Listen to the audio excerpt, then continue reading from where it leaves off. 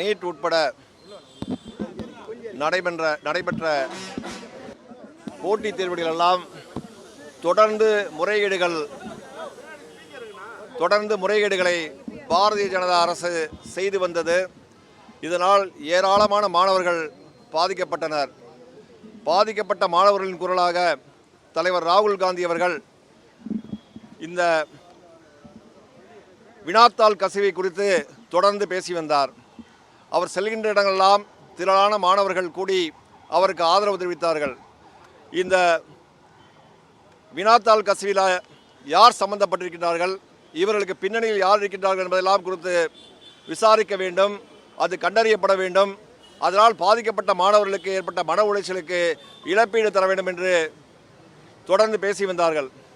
அப்போது அந்த பேச்சுக்கெல்லாம் மத்திய கல்வி அமைச்சராக இருக்கின்ற தர்மேந்திர பிரதான் அவர்கள் பொறுப்பேற்க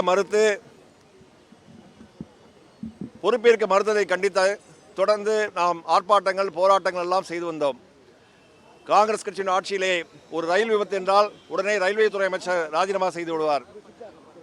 எந்த துறையிலும் ஒரு முறைகேடு நடந்தால் அந்த முறைகேடை சார்ந்த நபர்கள் பொறுப்பேற்று ராஜினாமா செய்வது என்பது ஜனநாயகத்தில் ஒரு தொண்டு கடைபிடிக்கப்பட்ட ஒரு வழக்கம். ஆனால் பாரதிய ஜனதா ஆட்சியிலே இந்த இந்திய தேசத்தின் எதிர்காலமாகிய மாணவர்களுக்கு மிகப்பெரிய மன உளைச்சலையும் பேரிழப்பையும் ஏற்படுகின்ற இவ்வளவு பெரிய முறைகேடுகளை செய்தும் அந்த முறைகேடுகளை குறித்து எதிர்க்கட்சிகள் குரல் கொடுத்தும் நான் ராஜினாமா செய்ய மாட்டேன் என்று அமர்ந்திருப்பது சர்வாதிகாரமான போக்கு, ஏதேச்ச அதிகாரத்தின் உச்சம், பாசிசத்தின் வெளிப்பாடு என்பதை நாங்கள் இந்த இடத்தில் சுட்டிக்காட்டுகின்றோம். கல்வி அமைச்சர் தர்மேந்திர பிரதான் அவர்கள் உடனடியாக ராஜினாமா செய்து இந்த நடந்த நிகழ்வுகளுக்கெல்லாம் பொறுப்பேற்க வேண்டும். பொறுப்பேற்பது மட்டுமில்லாமல் பெரும் இழப்பீடு மாணவர்களுக்கு ஏற்பட்ட அந்த மன உளைச்சல், அதனால் ஏற்பட்ட பாதிப்புகளுக்கெல்லாம் இழப்பீடுகளை அரசு தர வேண்டும் என்று காங்கிரஸ் கட்சியின் சார்பிலே கேட்டுக்கொள்கின்றோம்.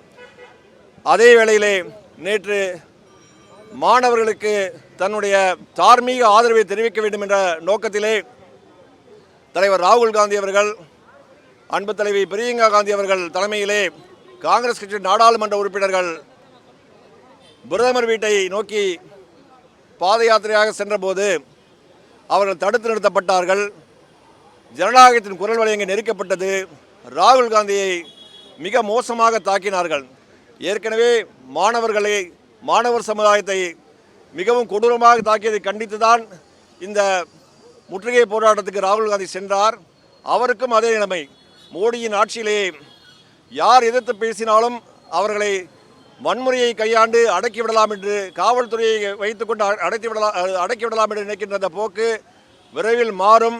அது மாறுவதற்கான எல்லா முன்னெடுப்புகளும் காங்கிரஸ் கட்சி தொடர்ந்து செய்யும் என்பதை ராகுல் காந்தி நேற்று தொடங்கியிருக்கின்றார். இந்த யுத்தம் தொடர்ந்து நடைபெறும். இதில் மாணவர்களின் பக்கம் காங்கிரஸ் நிற்கும் என்பதை நாங்கள் உறுதிப்பட தெரிவித்துக் கொள்கின்றோம்.